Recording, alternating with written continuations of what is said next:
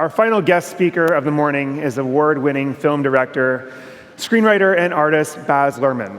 So sitting down, yep, we're excited. So sitting down for a conversation with Baz today is Adobe Chief Marketing Officer Ann Lewnes. Please join me in welcoming Ann to the stage. Ann. Hey! Thank you.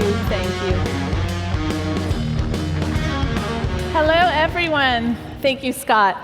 So today is all about inspiration, and I think we've heard from three of the most inspiring creative people. And at Adobe, the inspiration comes from two individuals who started our company and birthed all the wonderful things that you've been seeing over the past 2 days. And I just wanted to take a brief moment to recognize our founders, John Warnock and Chuck Geschke, who are here today.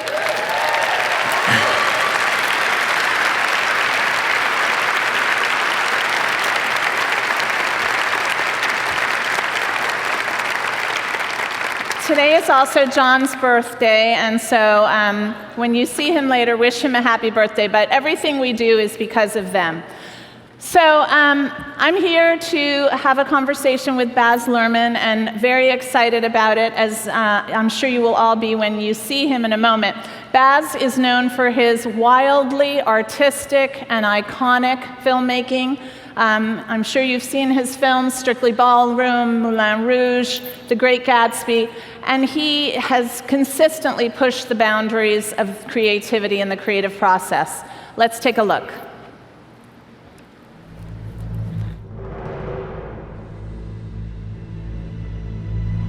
Ladies and gentlemen of the class of '99, wear sunscreen.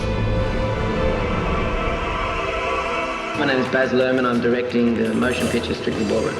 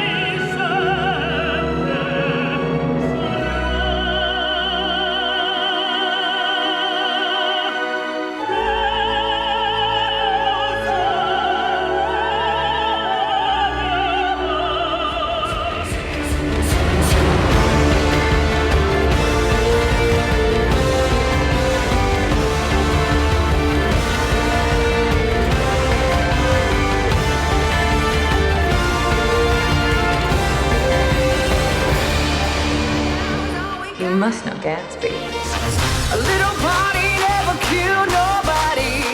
Right here, right now is all we got. A little party never killed nobody. Right here, right now is all we got.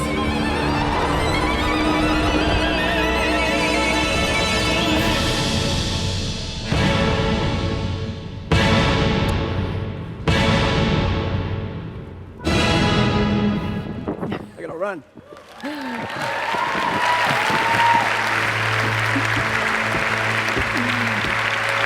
Annie. Ladies and gentlemen, Baz Luhrmann.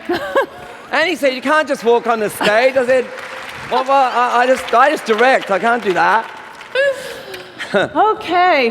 Hey, Are you going to sit? in a second. Okay. I don't want to control the room, or maybe.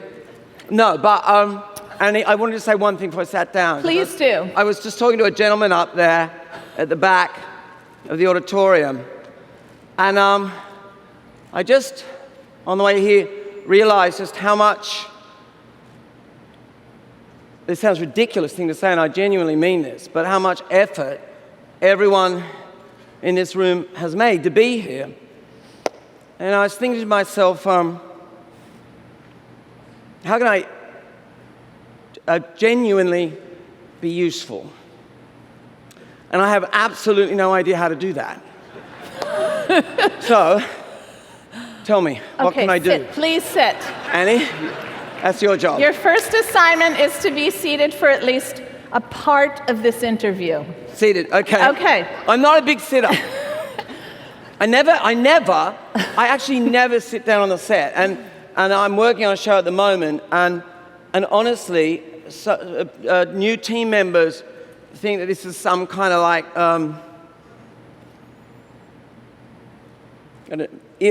mental problem. Oh, I think, and I've seen you sit. You sat for me for a few minutes last night. I was pretending. Well, let me just ask you a couple of questions. Sure. Somewhat seated, as try. you are. Okay, so we've now seen a good deal of your work on the stage here. Mm-hmm. You're best known as a film director, but you work obviously in so many different mediums, the theater and film and television. Other things, I mean, How do you choose? I've done an election your campaign. projects? I've done an election campaign for the Prime Minister of Australia. We've edited magazines. How do you choose what you're going to do? Well, the first thing I think that's important to say is that I think of myself as none of those things. I really don't think of myself at all as a film director. It's quite, not odd, but it's funny when I hear that, you know, the writer, producer, director, film, all that. Because I guess what I really know is true is that I work, people say what your work is. Well, first of all, it's not work, it's a life choice. And really, it chooses you, you don't choose it. That would be my own personal take on it. It's a life choice. And I often, because I'm quite old, Annie, I've been around, you know? You look good, though. You're not bad yourself. You know, Annie, we'll always have the Microsoft Theatre. It was in that moment that I realized. Andy's up. Okay. Now, guys, just as a quick lesson, in a giant room like this, what I did was called downright, and at some point, Annie, you're standing. I know, You're catching the disease, right? I'm Now, trying. at some point, someone's going to ask, and I'm absolutely sure of this, what is the difference between theatre and film? And I'm going to have to say none, okay? Yeah. The reason is, what I did then was a close-up, right? I just used the stage to make a close-up, like that. We'll get back to that, all right? Yes. It's So how do you a life choose choice. your It's a life projects? choice, right? And so what I was trying to say, and if I seem to jump around a bit, you should, well, you've seen my films, right? They're a bit jumpy.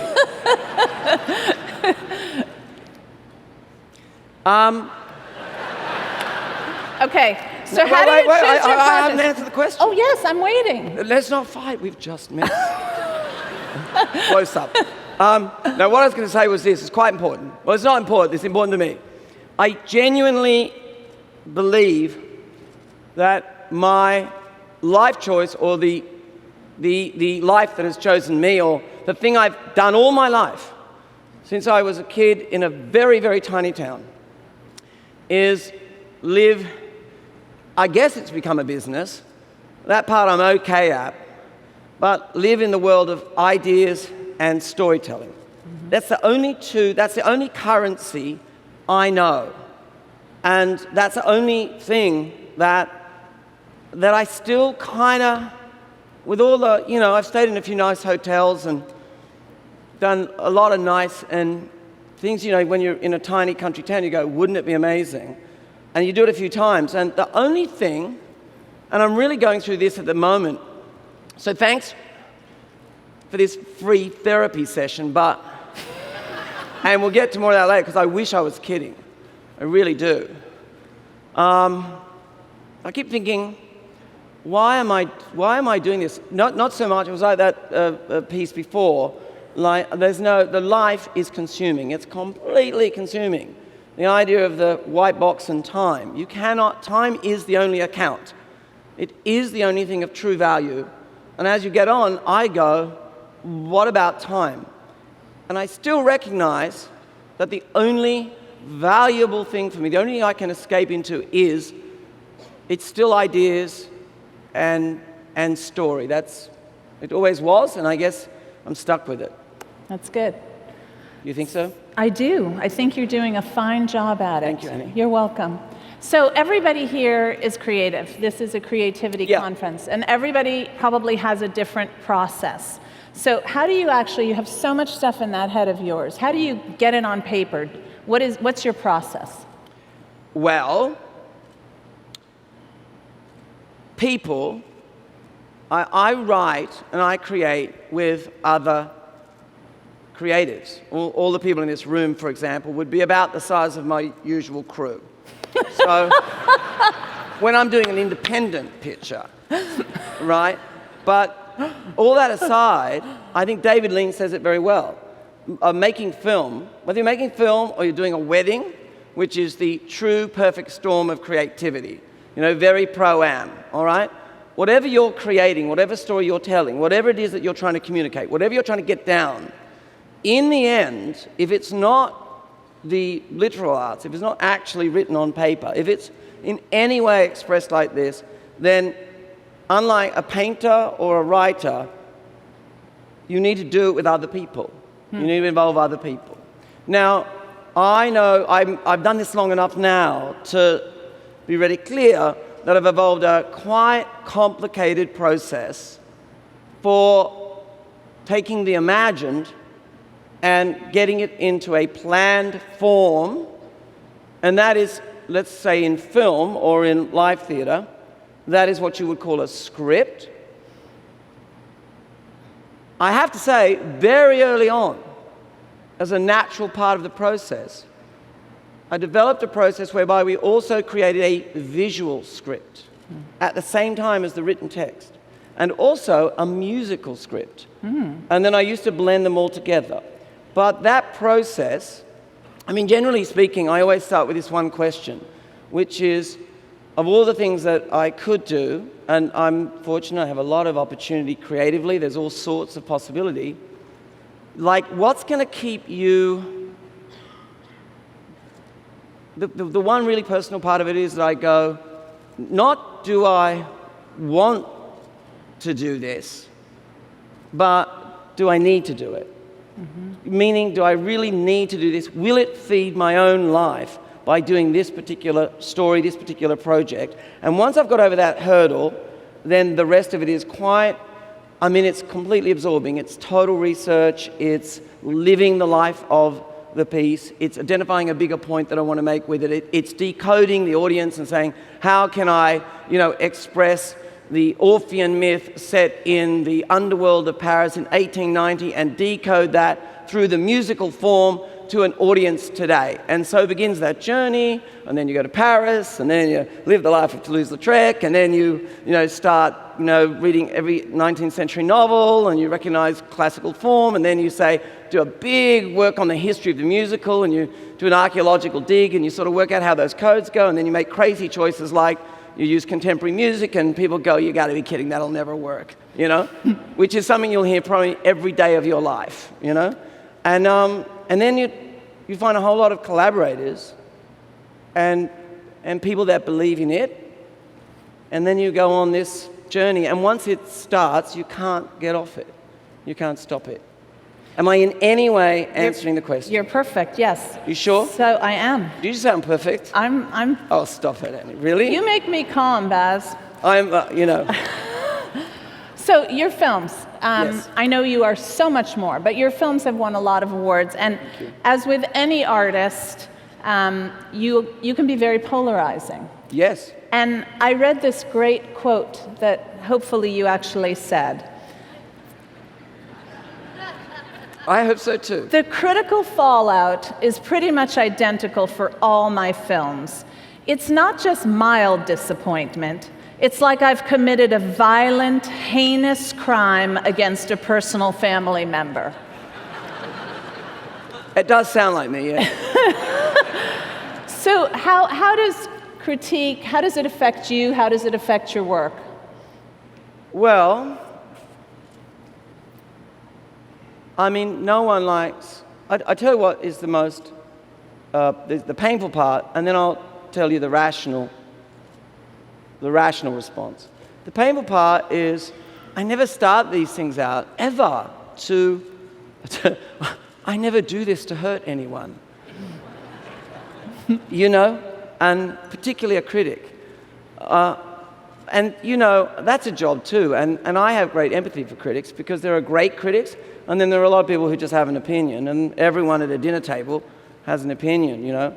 But I think the sensitive part of it is that when you convince a financier, a friend, a high-profile artist who really, you know, to be very high-profile and very well-known, to put themselves on the line and go with you down a road, and to be trying to birth something and get it out there, and then it's a bit like having a child, Annie, which I have too.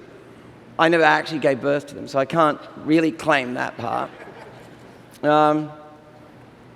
But the metaphor works, I think, because you imagine it, you do something. The child, you get pregnant with it, and the child is growing, and then it's born, and until it's actually living and growing, you know, pretty much when it's born, it's a bit like a baby seal. There are a lot of people who want to sort of club it to death, you know? And so you're trying to protect it, you're trying to get beyond that, you're letting it grow up. Like these films, they're so much a part of my life, but they're like having, you know, not even a teenage child. It's kind of like they've gone on, they have a life, people come up to you, they talk about the films as if they're a child of yours that's at college they've fallen in love with, and they have an opinion and a relationship to the film that you simply can't even possibly have. They go on and have a life without you. So you're just trying to give it life and get it out there. So the critical part of it, I really worry, really for myself, I grew up, you know, in a fairly volatile environment, in a very tiny town. So I'm used to that. You know, we were not popular, my brothers and I. But I worry for everybody else, dragging everyone else in it. Having said that,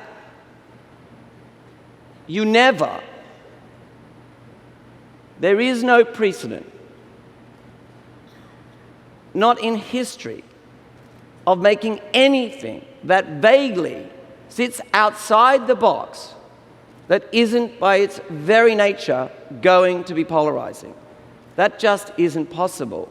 So the rational part of me goes, that just comes with the territory. Mm-hmm. You know, was that too long an answer? No, that was perfect. Are you sure? I am. I've never... Thank you. Perfect. You guys, you can tell me that, you know, you can say, edit, it's cool. I've never given a short answer in my life. You're doing really well. Far better than last night. I just got off a plane and I had 2 scotches. Okay. You know? Come on. So let's talk about... Okay, we're going to quickly talk about technology. We could never see eye to eye over the drinking. We're almost there. Technology. So, you know we make creative software. I can tell you a story you don't know, Annie. Okay, go ahead. And it's amazing. It's an unbelievable plug for Adobe. Go ahead. Unbelievable. Tell us. So, that picture up there, that film Romeo and Juliet, when we began working on it, my wife and I, who, by the way, I have many collaborators, and these relationships go on for a long, long time. But my wife and I have been working together forever. I can't remember when we started. I don't even remember when we got married. She's always sort of funny about that. But the point is, no, she asked, I have no idea, right? I really don't. I wish I was joking, but I'm kind of busy. So the thing is, I mean, she is in her own right an absolutely brilliant artist. Academy and she's Award extraordinary. I mean, you know, she's got these 4 Oscars, so I go down to breakfast. You can imagine what it's like, can't you? You know. Hi, darling. You know. No, she's incredibly. In fact, the only thing she cares about is being a great mother, which she really would win the Oscar for that. But I want to get to the point. It was about that. I know that. I know that. It became more and more impossible to live with. I didn't know how to tell her. No, here's the key thing, and this is probably valuable. So, but by Strictly Ballroom, and what I do is I start with these I get these ideas, and they go on for years, and I have a room full of them. And I start, when I get close to wrestling with it, doing these terrible drawings. I mean, they're so bad that the first assistant on The Get Down, which is a new show I'm doing, I was actually sketching like this, and I say, sort of like that, and like that. He goes, I have no idea what that is, right? I said, I know, no one does. And I said, but the point is, as I'm doing it, I can see it in my mind, and then I show my wife, and she says, darling, they're such emotional drawings. And then she takes that, but more importantly, and this is where Adobe comes in, more importantly, from day one, an obsessive, in our country, we have a bird called a bowerbird. It sort of collects things. I obsessively collect imagery and magazines, and you know, this goes on for years. And sometimes I'm not even conscious I'm doing it. Anyway, when we were doing Romeo and Juliet, I was working with my dear collaborator and high school friend, Craig Pearce, on the text, and with CM, and we were in Miami, actually, because I'd sort of settled on the idea of this, you know, placing it in a contemporary world. Miami was a good idea. We were there writing and developing it. But with all the collaborators we were working with, this idea of a visual book. So what we used to do was make collage, cut pictures out, and make these books, which we do today as well. So we'd made these books, and then when Leonardo came into it, I'd photograph the scenes, a bit like Caravaggio, you know, in the camera obscura. Okay, anyway, point is, these kids, electronica. No, but Caravaggio used to stage scenes and have a lens and project, and then, so I would take the imagery, stage the scenes with Leonardo in Australia. He flew down to Australia, cashed in his business class ticket, brought all his friends. We put all the friends in the scenes, you know.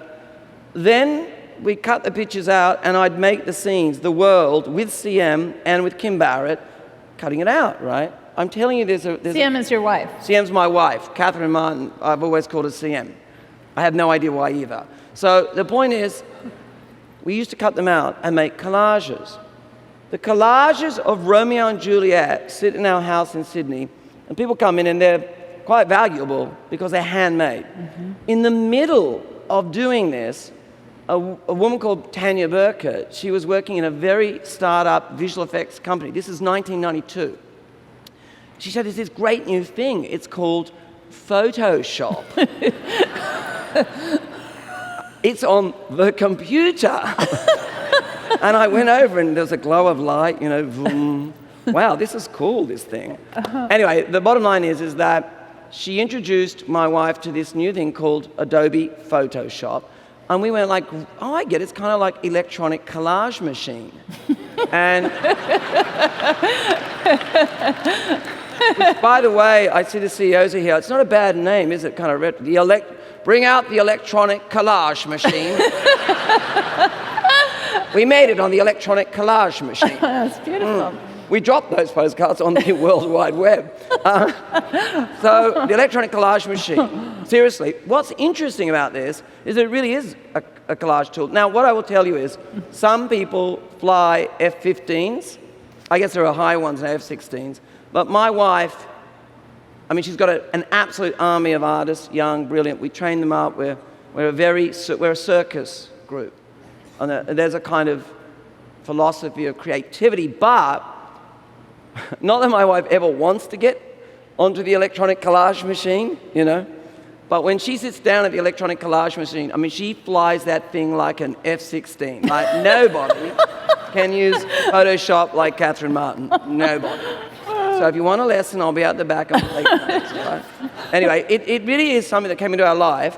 And a bit like in music, because I make a lot of music. That was going to be my next Oh, really? question. Thank you. So let's talk about music. Can Sure. you see over here? No. Am I babbling too much? No, you're perfect. I can do that. So music is obviously so central to your films. Yeah, I make It's a lot of it, actually. You make a lot of music. Yes, I So do. tell me about that. Well, I make a lot of it. Yeah, well, No, you mash things. You use opera. You use contemporary music. Well, you bring them together. there's music in the films and the live pieces. And I see it. I tell you They're what. musicals. Some of them are it's very musicals. interesting right now because for me, music is always text. So I identify the music very early on, usually always with collaborators. But I write it into the script. I mean, it would have said in Romeo and Juliet, and so they blah, and there's a song like, and sometimes not the piece. And then I go and work with, I mean, in music, one of my greatest joys is that I've worked with, I mean, I wouldn't say I'm running out of people to work with, but I have really worked I'm with. sure there are a few people here who'd be happy to work with you. Okay. Let's work now. I've got jobs. No, but on music, it's my great joy. Like, I love to get in the studio. I love to work with, there's nothing like being with a musical great or even a young artist starting up. I'm Romeo and Juliet. I remember we needed an end credit song. It's this young guy in a band, and I could never get out of it. I used to be on the phone, and I won't go into it because it's an elaborate story, but this band was breaking up. They had an argument. Anyway, he went downstairs and he wrote a song called Exit Song for a Movie. And that song, which only got into the mix at the last minute, went on to become an album called OK Computer. So, you know, okay, you've got 3 Radiohead fans, you know, big deal. Well, you have. Here's what I want to say is that, yes, I'm at the center of that collaboration. Yes, I'm at all of that. But really, I'm still just a kid from Herons Creek, this little tiny town, still like feeling the wonder and the privilege of that, and the joy of that. Being that part of the music is just all joy to So me. you're from this little town, and you're going to be doing a new TV show. The Get I'm doing Down. it. The Get Down. Get down. The Get Down. About the 1970s in New York City, and it's about the hip hop movement. So how'd you pick this subject? Well, You're not from New York City in the 1970s. Where are you from, Annie? I'm from New York City in the 1970s. We Well, talked about that last I've had night. a bad couple of years. I just can't catch a break. I really can't.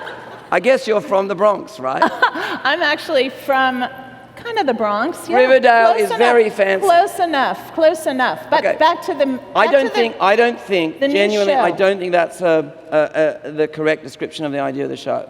Okay. Because I tell you what it is. It is set in New York in 77, 78, 79 as the first season. And absolutely, inescapably, and wonderfully, I have the immense excitement and privilege of working alongside of the founding creatives of that movement, the hip hop movement, and it's such a thrill, and I love it. You know, I mean, Grandmaster Flash is in the show as a 22-year-old, and he's producing with us as well.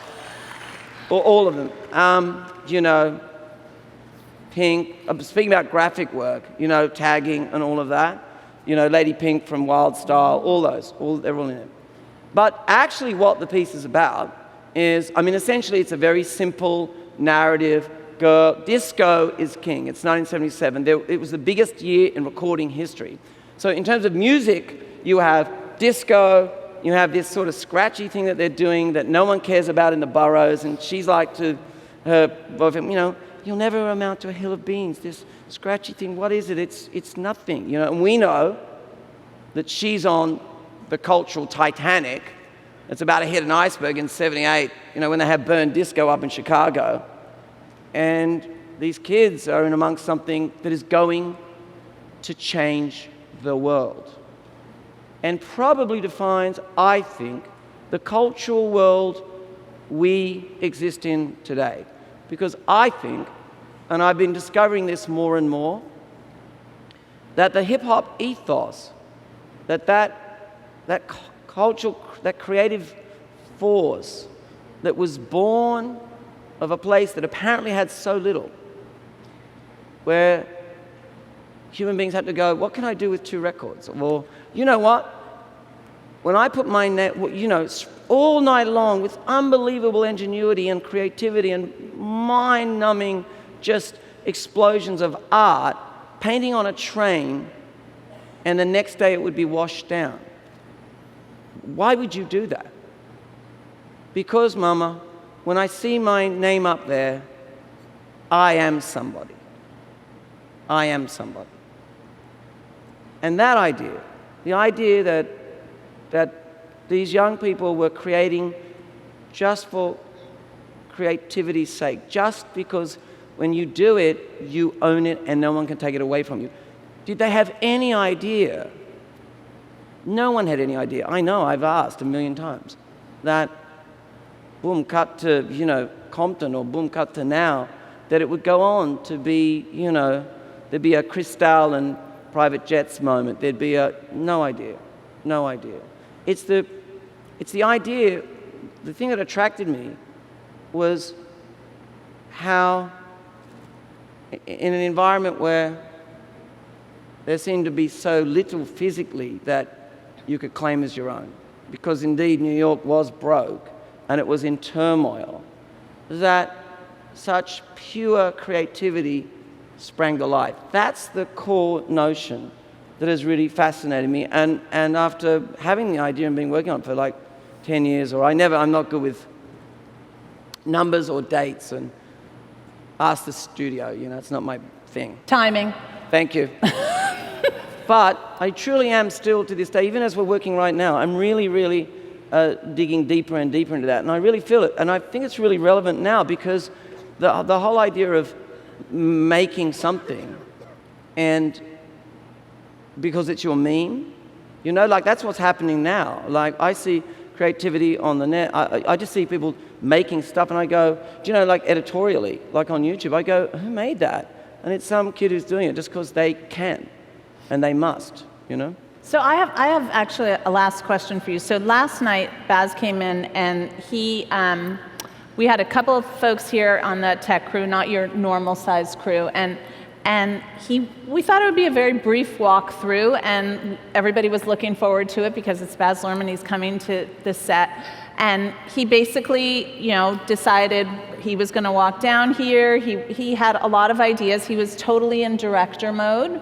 And one of the things that you wanted to do was take questions. And, and I said, absolutely not. We have 7,000 people here. We cannot do that. And Nicole Williams, our producer, who normally says no to everything, said, absolutely, Baz, sure. And Love I you, said, Nicole, are you insane? We cannot take questions. But Baz really wanted to take a couple of questions. So we took some Twitter questions, and we're running a little bit short. Sure, we had a couple of great Twitter questions, but I thought maybe why don't you take a couple of questions from the audience, because you really wanted to do that. I tell you about that. I mean, I didn't come in with a master plan. I did come in with one plan. This is a giant room. I think I've only seen a K-pop concert here, right? And even that couldn't fill the energy of the space. But I am being really genuine when I say that I really want to try and be useful. There's probably, someone right up at the back there. I think I'm most useful when people say, ask a question. It's not that I've got the absolute answer, but I think I can be... So do you want to take a question? Yeah, I do. Does anyone have a question? Before we do, I think...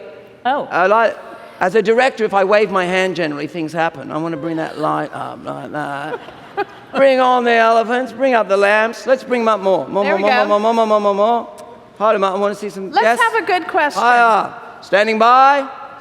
Okay, good. Oh, there's a woman right there with a question. Right there, front row. Right down here in the expensive seat. And she has dogs. I just wanted to let you know that I got what I needed from what you were sharing. And you were saying at the beginning, can I give them something that they need or that would be valuable? And it's the whirlwind of creative thinking and expression that you have. And I love just listening and being in the middle of it. Thank you. Goodness. Wow. Thank you. But what's your name? Anna? Anna, do you have a question? I really do appreciate it, but I bet you do. That would have been it. And Well, I am, so can I say this?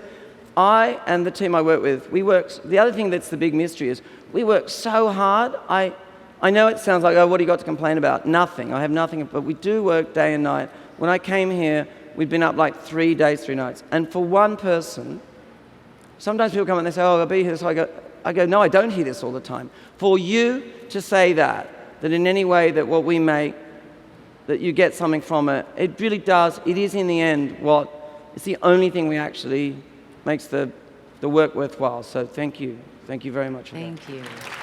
Thanks so much. Thanks, Anna. I'll send you something one day. I will receive it. Okay. I think that's probably, one more that question, lady there. and then I we'll see- have to Oh, that end. gentleman there with the white This is turning shirt. into a seminar. Thank you, Baz. Thank you, Anne. Thank you. What's your name? Matt Jackson. Matt Jackson. What's your question, Matt? I'd like to know if you think or feel that creativity is self-inflicted. That's a great question, actually. Do you know what? I think you struggle with that question all of your life.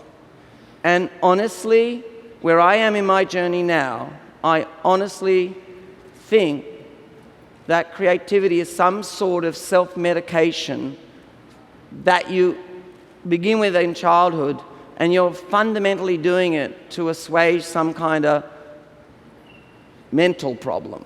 and I don't mean it like it's a bad mental problem, but, I always thought everyone had a fairly active imagination. Now, I have a 10-year-old son and a 12-year-old daughter. They're both very imaginative in their different ways. But my son literally be at the dinner table and he studies. And we've got used to this now. By the way, if he knew that the director of Deadpool was on before me, he'd go, Dad, because he talks like George Burns, Dad, you're finally hanging out with really, really famous people.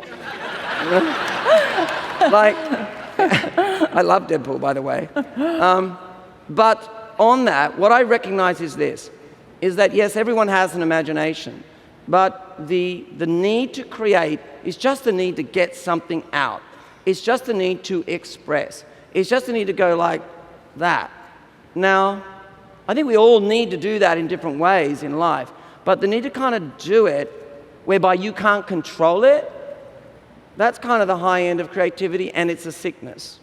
And I tell you something, I've got to a point where I realize I can't control it, I can only curate it.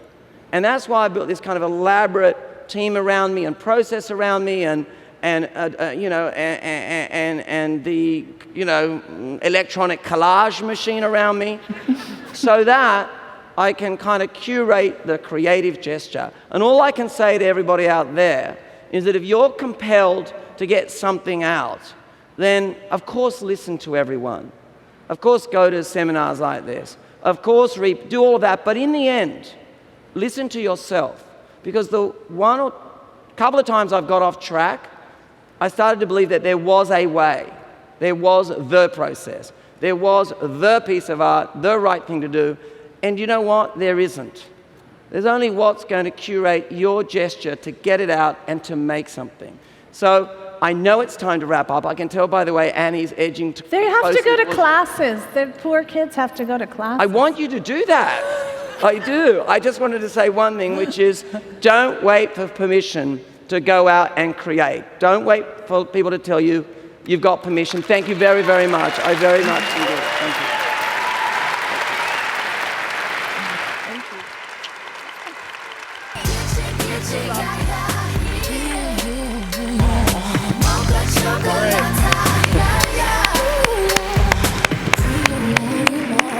All right, thank you, Baz and Ann. Thank you to all of our incredible speakers today. These stories are awesome. Hopefully it wasn't what you expected, because that's what Max Day 2 is about, the unexpected.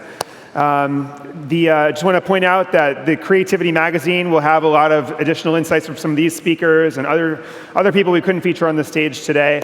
But I know that everyone has to go to classes, so continue to walk, continue to walk. Thanks again. We'll see you at Sneaks later, and hope you enjoy the rest of day 2. Thanks again.